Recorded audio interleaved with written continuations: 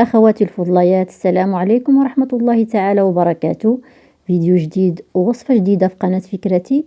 الفكرة ديال اليوم سهلة وبسيطة، اللي هي حلوة دواز اتاي او بسكوي كيجي خطير بمذاق غزال ما شاء الله، وبعجينة واحدة غادي نقدمو جوج النكهات وجوج ديال الاشكال او اكثر، وبعجينة رطبة بزاف وما كتطلقش الزيت وبلا زبدة.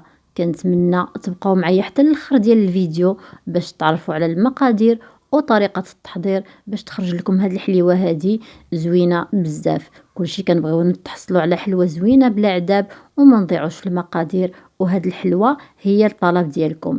كنتمنى تدعموني بلايك للفيديو، والا ما كنتوش اشتركتوا في القناة كنتمنى انكم تشتركوا في القناة وتفعلوا زر الجرس باش يوصلكم ان شاء الله كل جديد. فرجة ممتعة والسلام عليكم.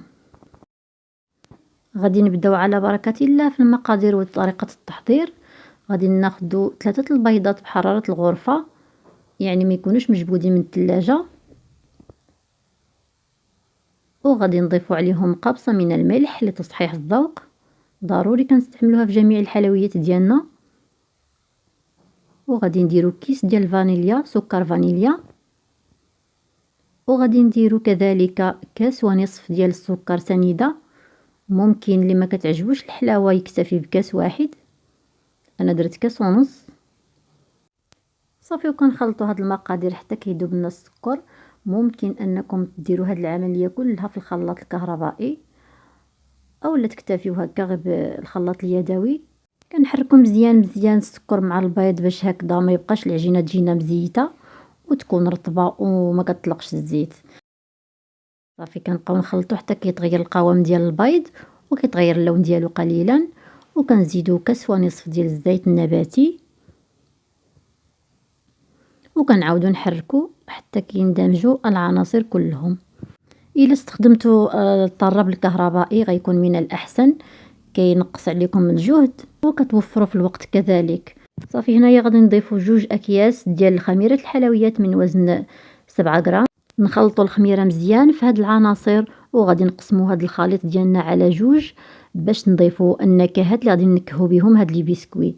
النكهات كيبقاو اختياريه، غادي نقدم لكم الاقتراح ديالي وكنتمنى يعجبكم. الاقتراح الاول غادي نكهو بالبرتقال. غادي ندير ربع كأس ديال العنبه ديال عصير البرتقال، وغادي نضيف معه كذلك مبشور ليمونه واحده محكوك في الحكاكه رقيقه. كيجي غزال الليمون مع البرتقال. ممكن نديرو قشر البرتقال الا حبيتو. وغادي نديرو 3 ملاعق ديال الكوك كيكون مطحون، وكنخلطوا العناصر. كتجي هاد النكهه ديال هاد البسكوي غزاله، ما غاديش نعاود لكم، كتجي فنه والرائحه ديالو ملي كيطيب يا سلام، كتجي غزاله ما شاء الله تبارك الرحمن. صافي غادي نخلطوا العناصر مزيان هكذا، وغادي نضيفوا كذلك واحد الكيس ديال الفلون ديال الفانيليا. الدور ديالو انه كيعطينا اللون برتقالي لهاد البسكوي، كيجي غزال ما شاء الله. ممكن تستغناو عليه الا بغيتو، الا ضفتو قشور ديال البرتقال هو كيعطيكم اللون. صافي غادي نحركو مزيان، وغادي نبقاو نضيفو الدقيق على حسب الخليط نديرو حتى غادي تبان لنا العجين ديالنا غادي تكون رطبه ولينه، ما غاديش نقصحوها باش يجي البسكوي ديالنا مقرمش وكذلك ما كيجيش معجن من الداخل. غادي تشوفوا معايا القوام ديال العجين كيفاش خاصو يكون. في هذه المرحله هذه غادي نخليو على هذا الخلاط اليدوي وغادي نديرو يدينا هكذا، غادي نتحكموا في القوام ديال العجين. غنبقاو نضيفوا الطحين على حسب الخليط حتى كنتحصلوا على عجينه لينه ورطبه وما كتلتصقش في اليدين. كما كتلاحظوا انا ما كندلكش العجين، فقط كنجمعها برؤوس الاصابع. ما خص العجينه ديال الحلوى تكون مدلوكه. وها هو القوام كيفاش خاصو يكون، كتكون رطبه ولينه. الاقتراح الثاني غادي نكهوه ملعقه كبيره من زبده الفول السوداني. الا ما كانتش متوفره عندكم في البيت ممكن ديروا 2 ملاعق ديال كاوكاو يكون محمر ومطحون مزيان، وكنحركوهم مع العناصر حتى كيندمجوا. كنحركو شويه وكنضيفوا ملعقه كبيره من بودره الحليب وربع كأس ديال العنبه ديال الماء العادي.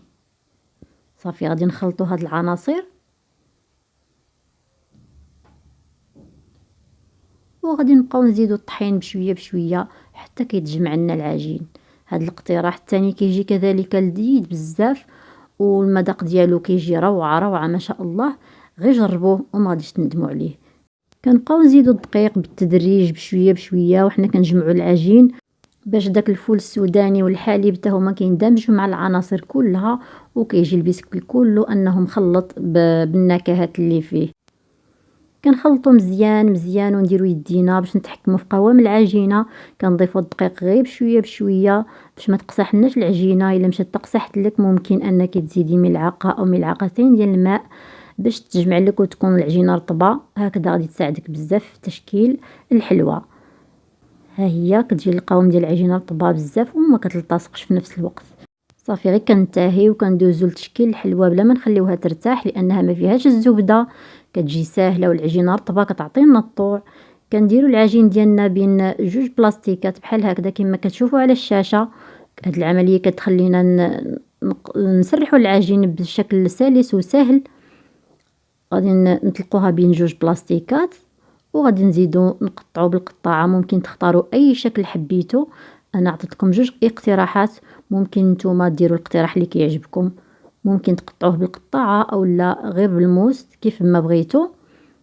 صافي غادي ندوز تشكيل الحلوه. اختاريت هاد القالب مربع، هذا هو اللي كان متوفر عندي. ومن بعد هاد المربع غادي نقسمو على جوج كيجيو بشكل طولي، كتجي الشكل ديالها غزال ما شاء الله. شاهدوا معايا كيشكل هاد الحلوه الاولى اللي بنكهه الكوكو الحامض وعصير البرتقال. نزولوا هاد الزوائد اللي كاين ديال العجينه وكناخذوا الحلوه بكل سهوله. هاد البلاستيكات كيساعدوا بزاف في تشكيل الحلوه. صافي كناخذوا القطعه ديال الحلوه اللي شكلناها وغادي نغمسوا الوجه ديالها في السكر هكا، سكر عادي سكر حبيبات. هذا اقتراح الاول. كتجي غزاله والشكل ديالها كيجي فن ما شاء الله. غادي نستمر في تشكيل الحلوه ديالي اللاطه الاولى. ودائما كيكون التزيين اختياري، ممكن انكم تفننوا في تزيين الحلوه ديالكم. ممكن ما ديروش سكر حبيبات لوجه الحلوه الا ما بغيتوش. ممكن هذه اللي فيها الكوك دهنوها بالكونفيتور ديال المشماش او لا ديال البرتقال وتزينوها بالكوك من الفوق كيف ما شاهدتوا في الفيديو في بدايه الفيديو او لا في نهايه الفيديو. وممكن الاقتراح الثاني اللي فيها الكاوكاو ممكن كذلك تدهنوها بالعسل وديروا لها الكاوكاو مهرمش محمر ومهرمش من الفوق.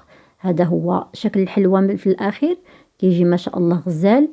غير جربوها. غادي ندوزو للتشكيل الشكل الثاني. كذلك اقترحت عليكم الشكل على شكل هلال كيجي كذلك ما شاء الله. ممكن ديروا اي قطعه حبيتو اللي متوفر عندكم في البيت. صافي غادي نستمر في تشكيل الحلوه ديالي حتى كتنتهي الكميه. كتجي كميه وفيره ما شاء الله. صافي كنستفوا الحلوه في اللاطه اللي كتكون مدهونه بالزيت ومرشوشه بشويه ديال الدقيق في الفرن كيكون ساخن من قبل. الا كان فرن ديال الكهرباء كنشعلوا عليها من الفوق ومن التحت، والا كان فرن ديال الغاز كنطيبوها من التحت وكنهبطوها كتحمر من الوجه ديالها كتاخذ اللون الذهبي كيف ما كتشاهدوا. هذه الحلوه ديال الكاوكاو كتجي غزاله ما شاء الله. الريحه تبارك الرحمن ما شهيتكم فيها. وهذه الحلوه اللي فيها الكوكو الحامض كذلك كتجي غزاله والرائحه ديالها فنه ما شاء الله. الكميه كتجي وفيره ما شاء الله. غير بثلاثه البيضات وبلا زبده كتجي هذه الحلوه رائعه. التصوير ما عطاهاش الحق ديالها. كتجي فنه ما شاء الله. في الواقع كتجي احسن والمذاق ديالها روعه. كنتمنى الا عجبتكم الفكره ديال اليوم انكم تشجعوني بلايك للفيديو. هكذا غادي نتشجع باش ندير وصفات اكثر. وخليوا لي واحد الكومونتير زوين بحالكم. وكنتمنى الا كنتم ما مشتركينش في القناه تشتركوا وتفعلوا زر الجرس وتبارطاجيو هذا الفيديو مع الاهل والاصدقاء هكذا باش تعم الفائده. دمتم في رعايه الله وحفظه، والسلام عليكم ورحمه الله تعالى وبركاته. الى الفيديو القادم ان شاء الله.